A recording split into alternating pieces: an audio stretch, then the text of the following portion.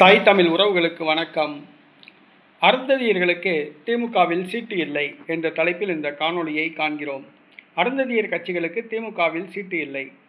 அருந்ததியர் கட்சிகள் கடந்த சட்டசபை தேர்தலில் திமுகவுடன் கூட்டணி அமைத்து அதியமான் அவிநாசி தொகுதியில் போட்டியிட்டு தோல்வியடைந்தார். ஆதித்தமிழர் பேரவைத் தலைவர் அதியமான் அவர்கள் போட்டியிட்டு தோல்வியடைந்தார்.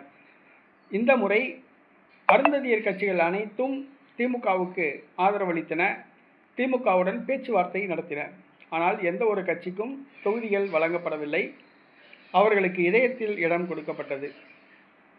ஆதித்தமிழர் பேரவை அதியமான், தமிழ் புலிகள் கட்சி தலைவர் நாகை திருவள்ளுவன், மற்றொரு ஆதித்தமிழர் கட்சியான ஜக்கையன் உள்ளிட்ட அனைத்து தலைவர்களும் திமுகவுடன் பேச்சுவார்த்தை நடத்தினர். ஆனால் திமுக அவர்களுக்கு தொகுதி வழங்கவில்லை, இதயத்தில் இடம் கொடுத்தது. அருந்ததியர்களுக்கு தாங்கள் நல்லது செய்கிறோம் என்று கூறி தம்பட்டம் அடித்துக் கொள்கிற இந்த கட்சி அருந்ததியர்களுக்கு அரசியல் அங்கீகாரம் கொடுக்க மறுத்துவிட்டது.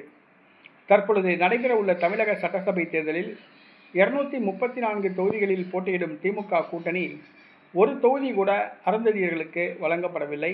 இதனால் அருந்ததியர்கள் மனமுடைந்துள்ளனர். மேலும் தூய்மை பணியாளர் போராட்டம் திமுக ஆட்சியில் இரும்பு கரம் கொண்டு நசுக்கப்பட்டது. தூய்மை பணியாளர்கள் நாய் போன்று நடத்தப்பட்டனர். தூய்மை பணியாளர்கள் அனைவரும் தற்பொழுது திமுக மீது கோபமாக உள்ளனர். இந்த சூழ்நிலையில் அருந்ததியர்களுக்கு தேர்தலில் போட்டியிட அருந்ததியர் கட்சிகளுக்கு வாய்ப்பு வழங்கப்படவில்லை. இதனால் அவர்களுடைய கோபம் இன்னும் அதிகமாகியுள்ளது.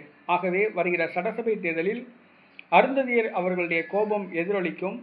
அது திமுகவுக்கு எதிராக திரும்பும் என்பது நிச்சயம்.